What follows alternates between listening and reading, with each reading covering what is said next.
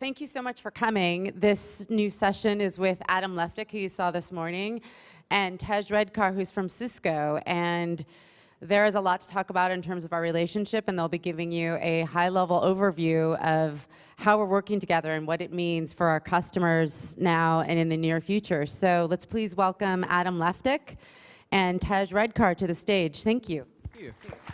Thank you. Thank you. Thank you, everyone. We have a great relationship, Adam. Yeah, you can tell. Hopefully you'll tell by there's natural synergy. Yeah.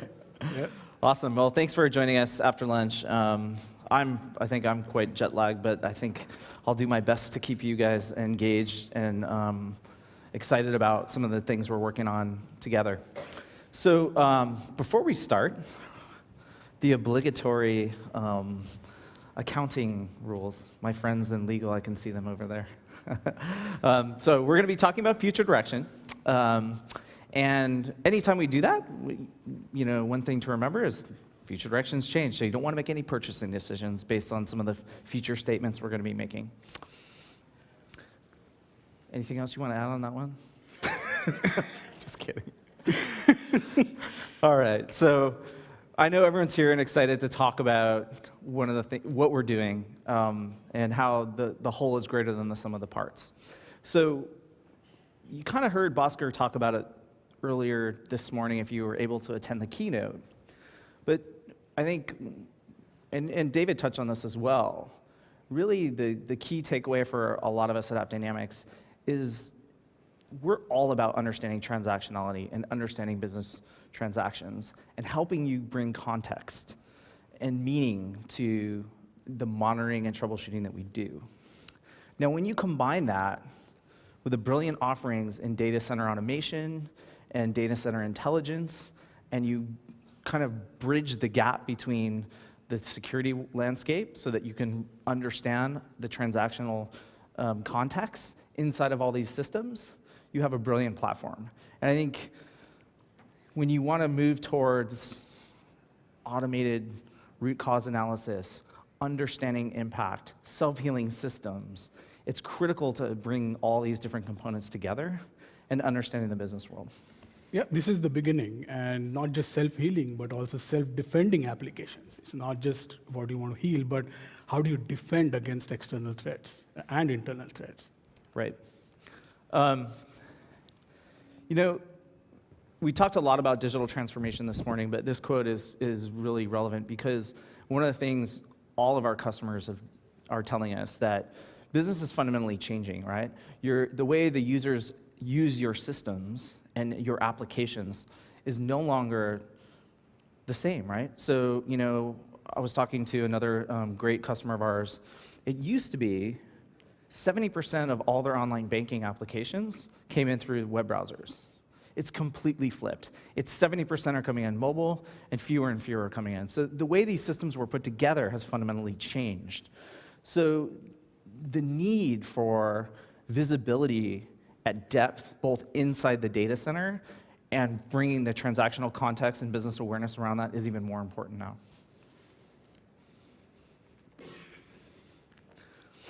One other key thing that we're seeing, and we're going to have a great demonstration of this later, is really about the impact IoT is having on all our systems, right? So we're seeing more and more connected devices, whether it's retail or banking, where you're seeing an explosion of devices. And the systems themselves and the impact of those things on your business applications is huge. So together, we have great visibility in the data center with IoT. We've got great product offerings there, and we're going to continue to work together to build out that platform. Yeah, absolutely. And devices are shrinking, right? So the prices are going down, the volume is increasing, but not necessarily your transaction value is shrinking, right? Every transaction that goes through every device needs to be healthy, needs to be completed, needs to be committed, right? So that's the scale we are talking about. That's why the business transaction context across your entire stack is extremely important. Now, one thing that we've seen and we're hearing from our customers is about complexity, and we talk a lot about complexity. When I joined AppDynamics years ago, the key mission we always wanted to focus on was helping you understand complex applications. We've always been about embracing complexity.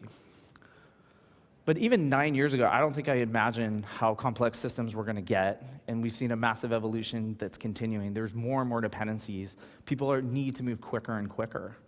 So the example that we talked about this morning is really concrete. I just spent a number of hours this morning talking with a lot of customers.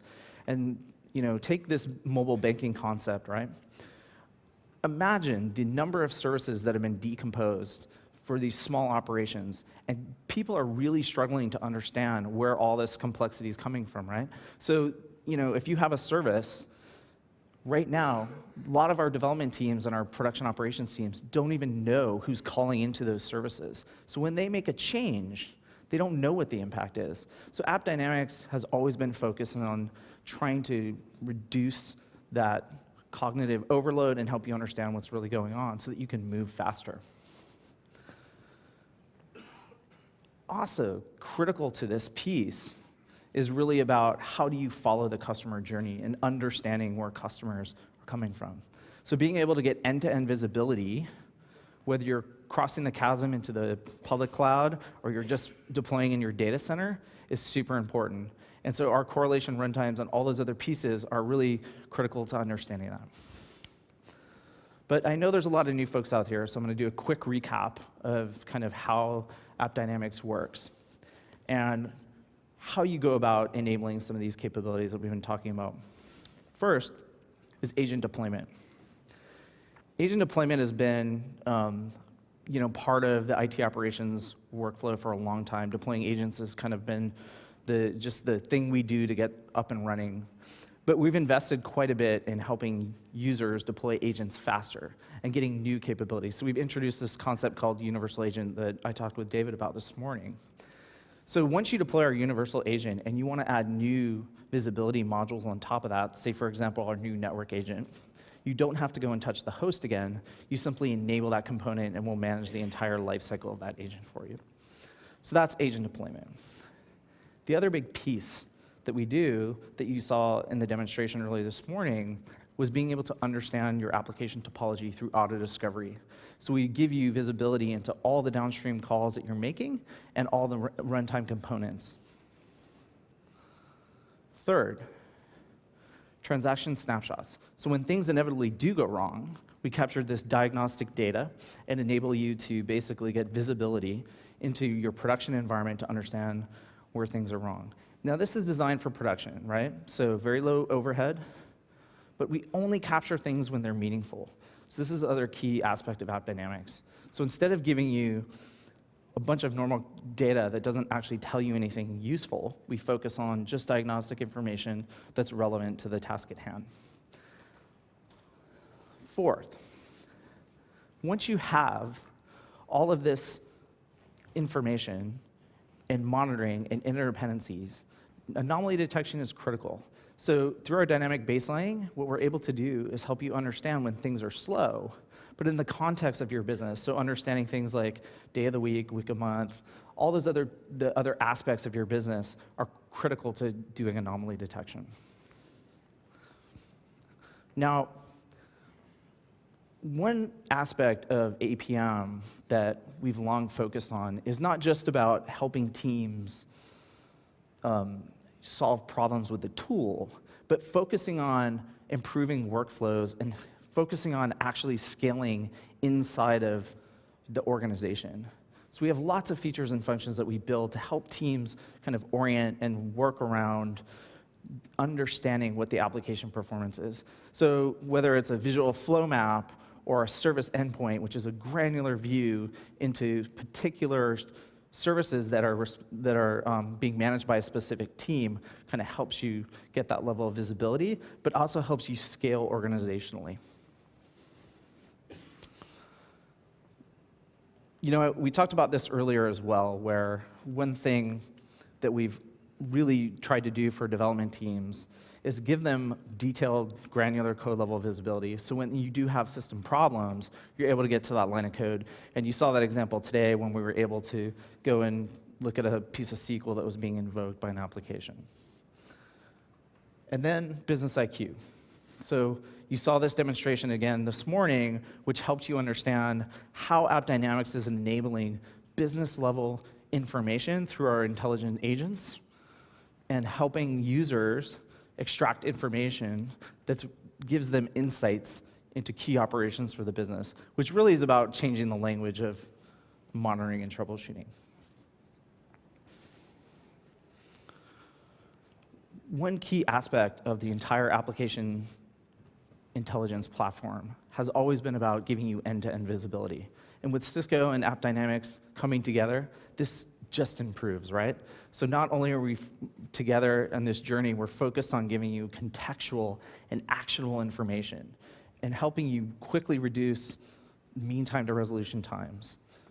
And all doing this within a tool that's custom purpose-built together in a unified approach. Yep, the future of intelligence, right? The future of intelligence, as we heard this morning, is in self-defending and self-healing apps, right? But let's keep it simple for now. Right? I have a story to tell, right? After 10 long years of paying taxes, the US government, I finally received a refund last week, right? Not much, a tiny bit of a paycheck. I was happy either my income went down or there was something wrong, right? So I told my wife, hey, I got this paycheck. We got this paycheck from IRS. The wife said, quickly deposit before they change their mind. So I opened my banking app. That's my favorite app. And that's the reason it's my favorite app, because I don't have to go to the ATM anymore. I can pay my bills. I opened that banking app, and I tried to deposit. I did one strike. It didn't go through, right? Second strike, it said there is something wrong, right? Third strike, it told me call support. I decided I'm not going to go to the ATM, right? Even if I have to spend a couple of hours with the support team. So I called the support team, and I wrangled for some time, and finally they came up with the reason that there was a network problem, and the systems are down. And so you can try it later. So I tried it after 3-4 hours, and it went through. But I was furious. As a user, I was furious. That transaction was so important for me, right? Because it saved time. Plus, I wasted the bank's time also through their support. If it had gone through quickly and efficiently, it would have been a pleasant experience as a user. So the future of intelligence is detecting these kinds of problems in real time, or in some cases, predicting, right? So let's play out this transaction a little bit in a simplistic sense on a slide, on a PowerPoint slide. Right, so as a user, I opened my app, the transaction that goes through different layers that AppDynamics tracks, right? So it goes through the code, the runtime, the infrastructure visibility, and finally it gets committed. So somewhere along the line, so this particular environment was working fine according to them, right? But underneath, there are complex systems, right? So there are servers, there are clusters of servers running. And then there is a network, right? And then there are multiple users who might be accessing the same transaction. I was using a mobile phone, but somebody might be using a browser. Somebody might be using a watch if there was an app for the watch. So it's very important to drive that visibility from your network stack all the way to the business transaction and correlate that in a way where you can really derive intelligence, right? In not just extracting unified visibility, but also taking timely actions, right? These actions need to be automated. So that's the goal. That's our overarching goal, and that's what we are working on together. Right? So there is some table stakes where we will integrate at the product level, right? Cisco has several products within the data center, within the network that provides visibility. We will correlate business transactions and enrich that business transaction with networking data, with data center data. But also, we want to enable orchestration. Right? Once we find something is wrong, once we detect something is wrong, or if we predict something is wrong, how can we actually take that action? Let me go to the next slide. And then it's not just about self-healing anymore, right? You want to make sure your transaction is secure, because the devices that people are using to access your application is no more in your data center. Your application is by default exposed to the internet. Just because you're using HTTPS doesn't mean you're secure. So you need to understand your exposure, you need to understand your threats. And as a self-defending application, you need to create, the application actually needs to create a defense mechanism to detect the slightest threat within the environment, whether it's an anomaly or a malicious activity that's coming in from a botnet, and take action on it. So that action can be blocking an IP address or blocking a range. Yeah, it's very powerful. I mean, so one of the things we're really focused on doing together is, I mean, if you step back and think about really the unit of measure, the metrics of interest, being the notion of, say, a business transaction or, say, an average response time for an application. One of the things that we bring to the table and we can now deliver on, because we have a wealth of product offerings that we can bring together to solve a bigger problem than we could previously, is being able to model, you know, the application constructs and all the associated infrastructure that is supported by that, and then leverage things like data science to start doing automated root cause, which we couldn't do previously because we didn't have enough, the entire picture of what's going on, both in terms of the data center, but also what's also going on in public clouds. So this is a great opportunity. Absolutely. And if you are an AppDynamics user, right, if you're a power user of AppDynamics, a lot of things are just going to flow in to an existing user interface. Right? We are going to expose networking data. We are going to expose unified visibility right within the AppDynamics user interface too. So let's say, for example, there is a network problem, as we were discussing earlier in my own case, and this is a true story last week. And there was a network problem. And behind the scenes, let's say there is a switch, there's a bad port on the switch. So how do we detect that? The application development team is going to say, we don't know, the code is running fine. The server team is going to say, the servers are fine, we are monitoring the utilization, there are no choke points. The network team now, by the time the network team gets involved, the customer has lost business, right? The customer satisfaction, the user satisfaction just goes down the drain there. So it's very important, and these systems, especially the networking system and the data center server system, these are shared systems in a lot of the cases. So a bad switch or a bad port on the switch won't just impact one transaction. It might impact multiple transactions, and not just in one application, but multiple applications. So how do we correlate that? And that's what we are working on, in extracting data from different Cisco products at the network level, whether it's Cisco Tetration or Cisco APIC EM. So we extract that and make it available right within the context of the transaction. So that is one goal that we are going to achieve probably this year or next year. That's what we are working on. You want to say something? No, I think that's great. I think the key takeaway that we'd like you all to kind of get your head around is being able to, you know, if you look at what AppDynamics was working on with network visibility, it's really about understanding and being able to triage that a network issue is causing performance problems within these components. Yeah. But the next step is being able to root cause what's going on and why the network outage is occurring. Or even let's take a hardware data set. If you're leveraging, you know, the UCS, for example, being able to understand that blade's fan outage is actually causing impact at the application level is really what we've always been about, right? Which is understanding the impact that all these components have on your underlying systems. Yeah, and once you start gathering the data across all these systems, right, you can really build a predictive model, and that's what we are headed towards. Right? Let's say a fan or a switch, these are hardware devices, right? So they send you signals all the time on their health. So we are working on predictive maintenance kind of algorithms where you can actually retrieve the state, and based on that state, based on the correlation that we have built, we can predict that if this switch goes bad, these many transactions are going to fail.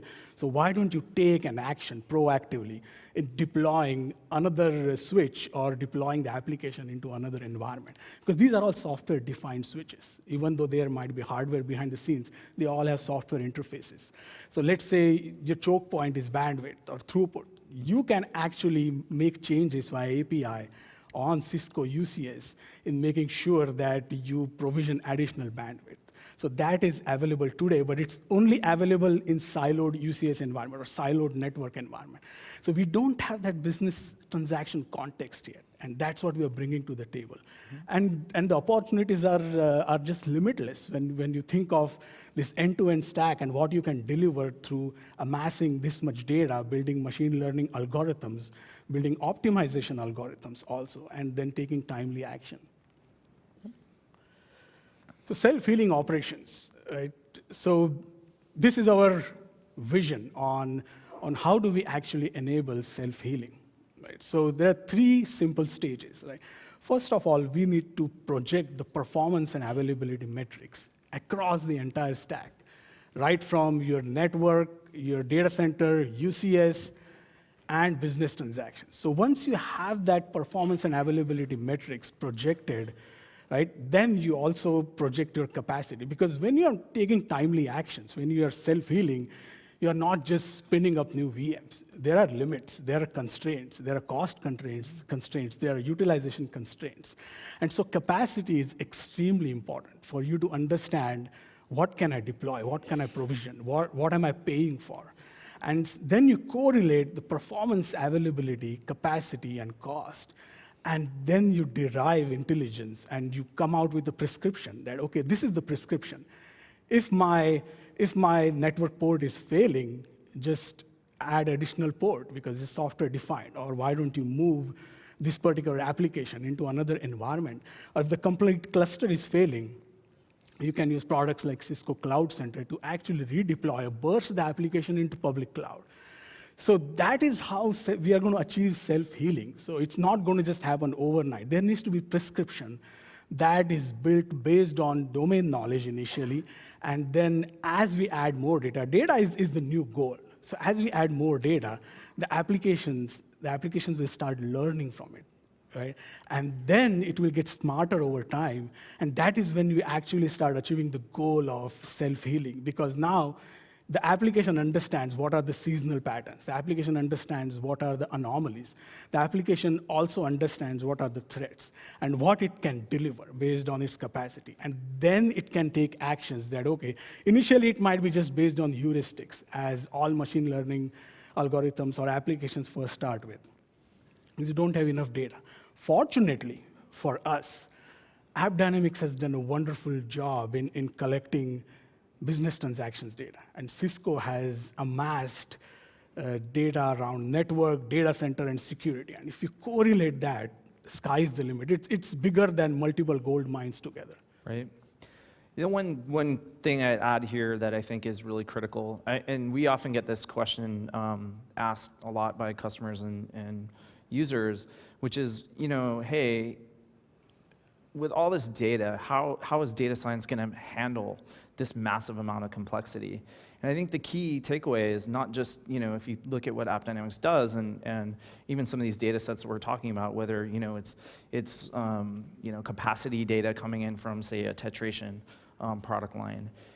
The key concept is context. It's data with context. Because all the data science in the world, without being able to build appropriate data models to narrow the scope of the problem so that you're getting relevant information. It's not simply saying that these metrics are correlated, but it's that these metrics are correlated and have specific meaning in the context of the model. So a good example of, you know, what we were doing in AppDynamics with our automated root cause prototypes was about building in a model of app tier and node.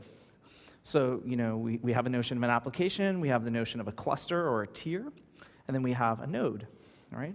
And all the services that those things support. So being able then to go to the next level down, which is, you know, this is a virtual network, this is a, you know, a UCS blade center switch, so that when you do RCA and you leverage data science, it's with contextually relevant information to what is the metric of interest. For example, say a transaction average response time. Yep. So from self-healing now to self-defense, right? This gives me the most kicker because the amount of things we can do, and there are so many gaps in the industry where products, they have the data, but they cannot handle this. And this union of AppDynamics and Cisco can reach heights with these kinds of scenarios. So in self-defense, first you need to understand what are you defending against, right? What are the different actors? What is the malicious activity you're after, right? Let's say you are an internet-facing application. Your actors might be anyone out there, right? It might be a botnet. It might be malware. It might be ransomware, right? And through AppDynamics transactions, through end-user monitoring, we have access to the IP addresses of who is actually accessing your application. And that is so important. It's important in deriving the business metrics and the marketing funnel, but it's also important in understanding who are those real actors. Are they real? Or are they hackers? Because once that ransomware gets in, it's very difficult to get out, right? That's why it's very important to understand that who is accessing your application. And within Cisco, we have so many data repositories. Like there is Cisco Umbrella, there is Cisco Cognitive Threat Analytics, which is rich, probably one of the richest information of security threat intelligence in the world. And so we correlate that and provide you within the context of the application of what is your threat score, what is your exposure. And we also add on top of that OWASP top 10. What is your exposure in terms of SQL injection, in clickjacking, in phishing?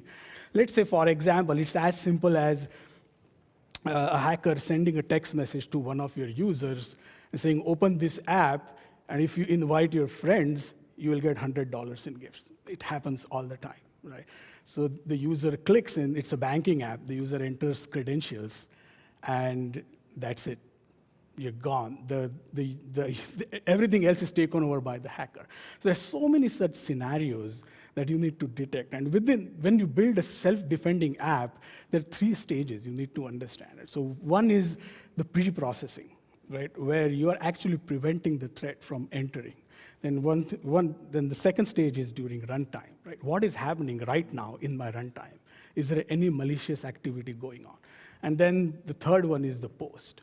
You need to be aware of all the 3, and as much as possible, focus on getting threats out before they enter. Right? And with integration with products like Cisco Umbrella and Cognitive Threat Analytics and Talos, these are just magical data sets, right? To correlate against IP address, against domain names, against your hosts. You can get report on your hosts on what is its risk score and enrich your transactions that are running on top of that host.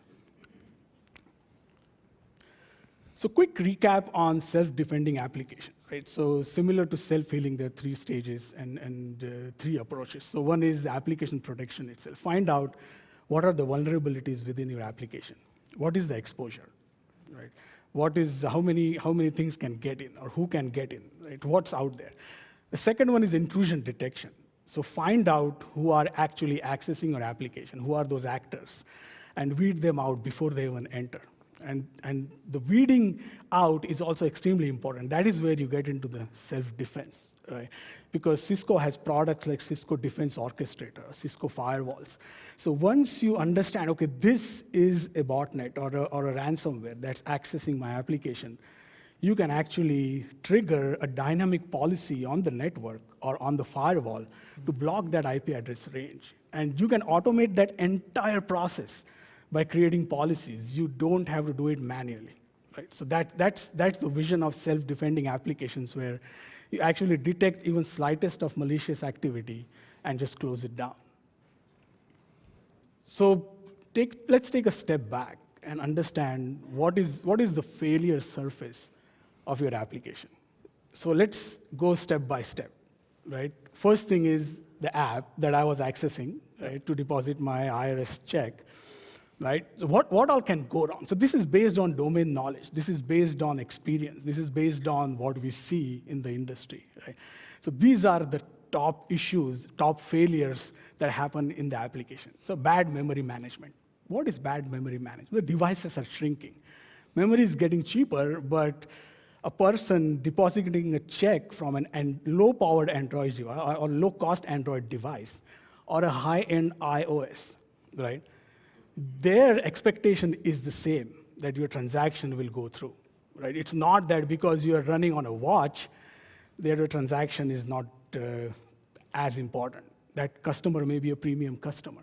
That's why it's very important. And I'm a developer at heart. I used to be a developer. And as a developer, I'll do my best in what I do, right? Write bad code. Right? It's bad, I've seen it. And honestly speaking, developers don't have time to write good code anymore. With the DevOps and daily releases, developers have to keep on pushing the code, right? So there's not enough testing. Forget testing on multiple devices, right? Android has hundreds and thousands of versions probably by now. iOS has how many? I don't even know. Right? So how can you test your application, which is business critical, across all these devices? On top of that, there are frameworks like PhoneGap and Xamarin where you write once and fail everywhere, right? So you need to make sure that you test appropriately or self-heal it, right? You understand, don't deploy it, or try to understand what are those bottlenecks within your application. Second one is the code, untested libraries, right? GitHub is a gold mine. And as a developer, I mean, you know, if you're a developer, you love GitHub. But that is the #1 source for ransomware. It just takes one line of code to inject ransomware.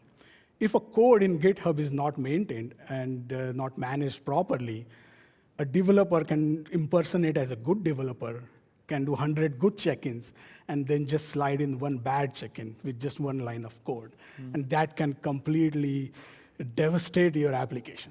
So that's how critical this is. Untested libraries, race conditions, poor exception handling. Those are table stakes for developers. I think you're not a good developer unless you do poor exception handling. So that's part of life. Public cloud is a different beast altogether. Everything you do in public cloud is IO bound. You pay for it, but you are still bound by IO, right? And you get throttled. No matter what, you will get throttled. If your neighbor is bad, you will get throttled, not just you, right? So you have to make sure you monitor that, you understand that, you project that, you forecast that, right? And you baseline that. And that's when you actually know if the application is growing up, then you can actually deploy more VMs. You might be good on CPU and memory capacity, but the #1 congestion that happens in public cloud is IO. It's not memory or CPU, because that is an expensive resource in the cloud. And none of the cloud providers give you a response time SLA on anything. They will give you availability SLA on VMs, but nothing on the response times, right? Unplanned reboots. I remember a couple of years ago, I was talking to a customer. His VM rebooted 65 times in 7 or 8 hours, 65 times. And I had to go to the developer within the cloud provider. And the developer said, I don't know what happened. We'll talk to the ops team. So we spoke to the ops team. Oh, we pushed an update in this just one data center, which has less than 1% of customers affected. But that was one of my customers. 65 times, and they were thinking, should we use your cloud provider or should we go to AWS, right? So those are the kinds of decisions customers make, and we as a team, we are going to help solve those problems, right? For data center, we all know scale limitations, power failures, poor fallback procedures. I think you're not a good data center ops guy without having a poor fallback procedure. So it just, don't tell me you have great fallback procedures. It doesn't work. The same thing on the network. This is the failure landscape, right, at a very high level.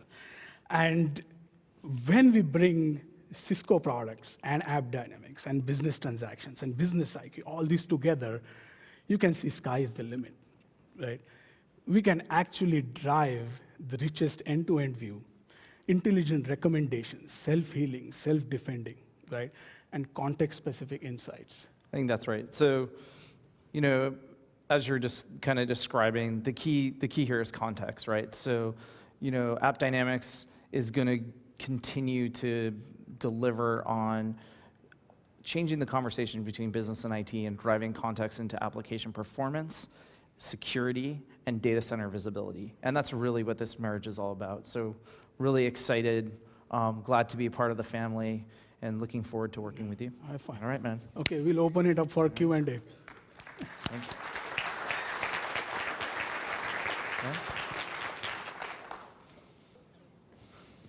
Hello.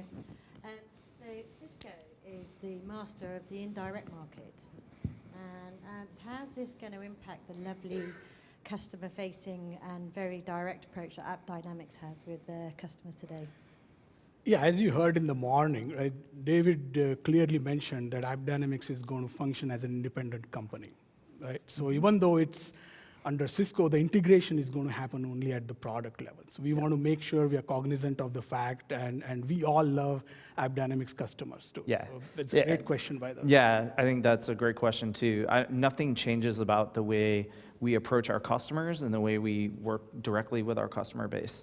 We're all very passionate about being connected to that customer, and that's not going to change. Good question. Yeah. Someone with a mic.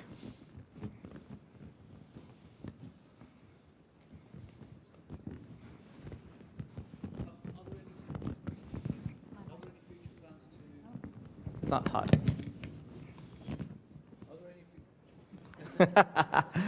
I can repeat it too. I can hear you. If the question is difficult, it is okay. Yeah, next person. Hi guys. Is there any future plans to kind of re-architect the controller sort of architecture? Sure. Obviously, you're looking at integrating all this wonderful functionality, with the Cisco suite. But at the moment, you've got basically a controller basically handling all the sort of traffic processing. Can we decouple the database from it and being able to Sure. scale horizontally as opposed to just keep adding memory and CPU to basically you can only go so far in that situation?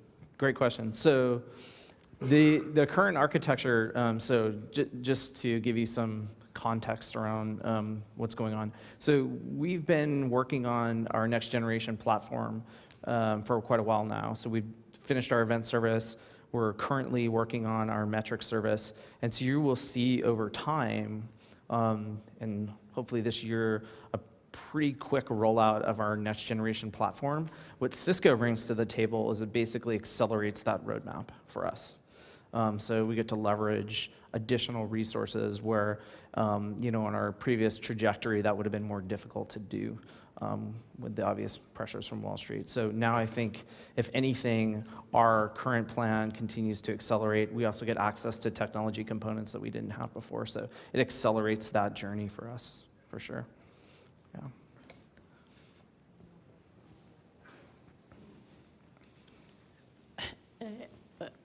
You mentioned the technology, which is really very deep integration. But in the human level, Sure. Before, especially when when the integration began, it was the hero behind that is DevOps. But now there is a lot of topic about the merge of security, and they said DevOpsSec. I feel from your explanation that is, in addition of that, there is data scientist with them, because you a lot of anomaly detection behind that, and you think of maybe a supervised unsupervised prediction depending on the data you have it in the future. So do you have a special team as implementation of all these things? And the other thing, you mentioned that is the application level. It's important because we have to stop the hackers from entering our system. It is the best way. Some mention that is the best way is to use those team in building IDE, which is a good environment for developer, and to stop any code which is harmful for the system. I would like to hear from you something about how you implement these ideas. If you Absolutely, it seemed to me absolutely. Great question, great question. So Cisco has several data science teams. So Cisco Security has its own data science team. Cloud Analytics, we have our own data science team. And we have also operationalized some of these algorithms. Because building algorithms is one thing, which data scientists build, and operationalizing those is another, right? That's where most of the companies fail, because they have great R algorithms or Python algorithms, but they are not able to operationalize it in the real world, in the large-scale environment. So we have mastered that art, because most of our security products have built-in machine learning. That's how they do anomaly detection. That's how they do supervised learning. That's how they do unsupervised learning. Now, one thing about machine learning systems is that they treat the environment as a black box, right? So everything that we do will be available as API.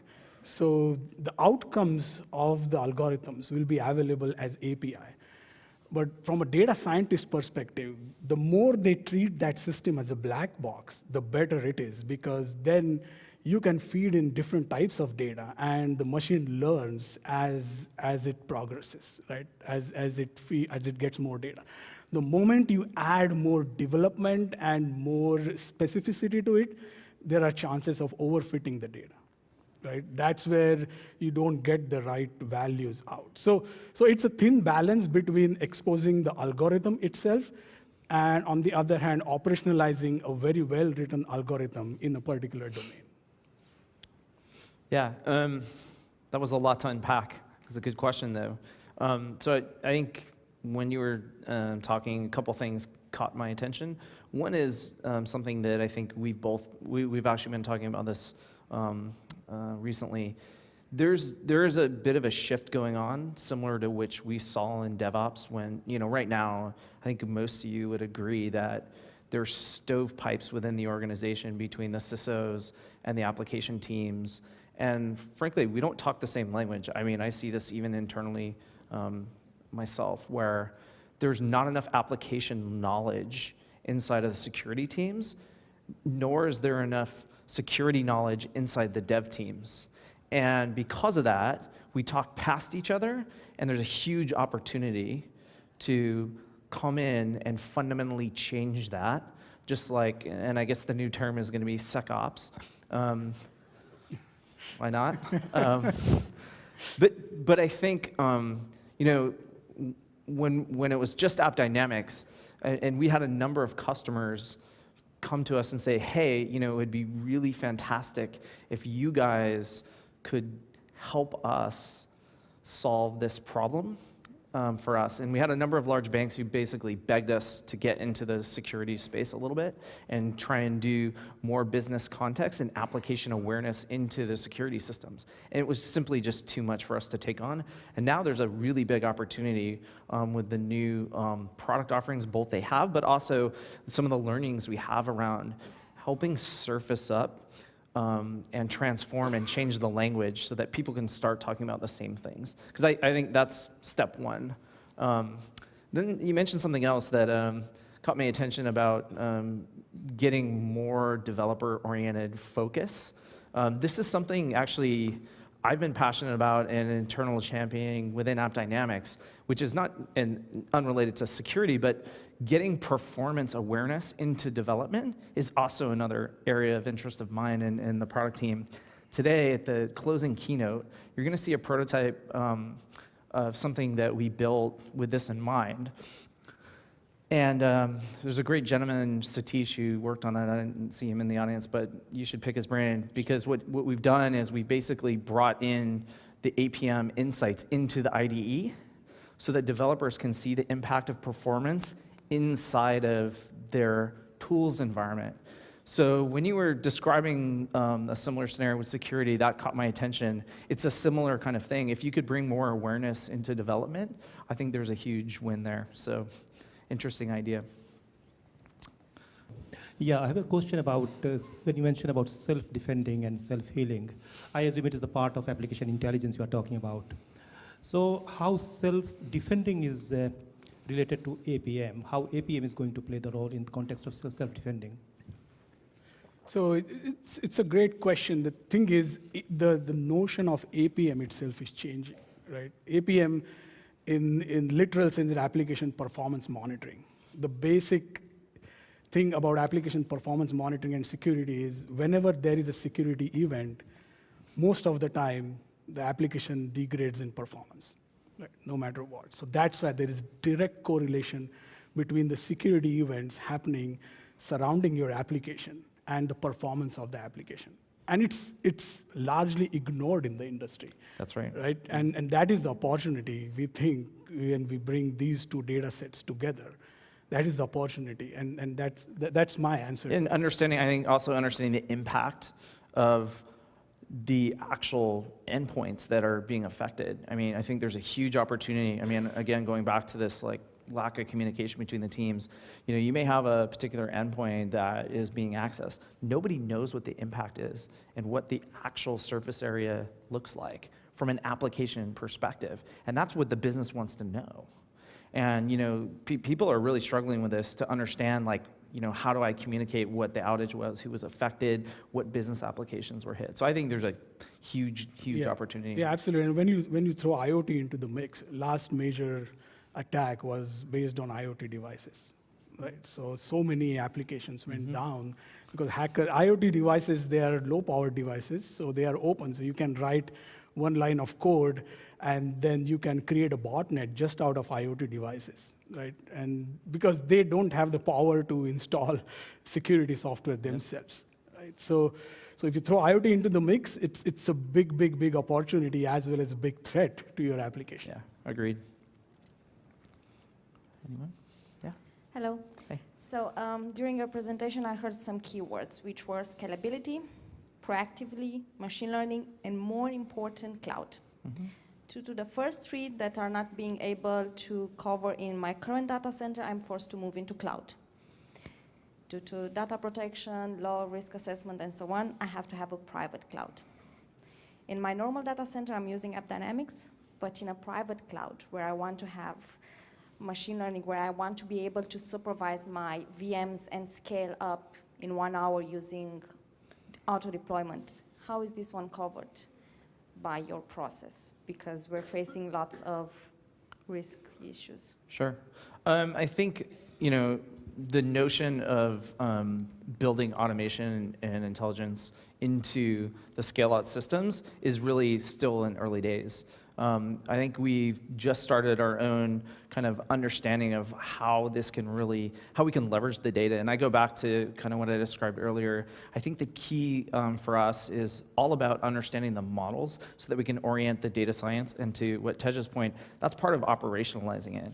Simply telling you that, you know, there's a correlation between two metrics that aren't of interest, nor are they related, is not interesting. What's interesting is understanding the overall picture of what's going on and what's affecting what. So that really means two things. One, you know, we talk about capacity planning, and I think you alluded to some of this earlier. Capacity planning in its current form is completely broken because it's not something you do after the fact. What really is going on in cloud is real-time capacity planning and understanding those metrics. To his point, knowing that something's being throttled means that you have to take corrective action to doing that. So being able to first, identify that is step one, and then step two, which Tej alluded to, was really about automating the remediation of that. Yeah, and there are good orchestration programs, especially Cisco has one called Cisco Cloud Center, right? With which you can actually deploy to 30 different clouds. You can burst an application into public cloud and scale it up and scale it down.